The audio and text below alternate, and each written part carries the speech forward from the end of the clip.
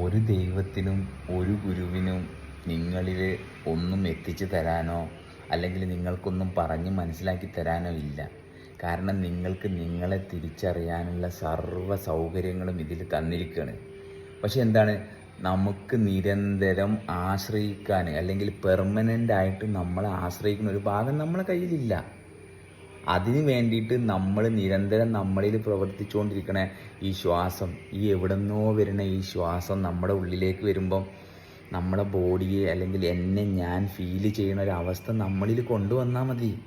ഭയങ്കര സിമ്പിളാണ്. നമുക്ക് പിടിക്കാനൊരു കയറില്ലാത്തത് കൊണ്ട് നമ്മളെടുക്കുന്ന തീരുമാനങ്ങളാണ് നമ്മളുടെ കയറെന്ന് തെറ്റിദ്ധരിച്ചിട്ട് ഈ കയർ ഇടക്കിടക്ക് പൊട്ടിപ്പോകുമ്പം പുതിയ കയറുണ്ടാക്കാൻ ശ്രമിക്കുകയാണ്.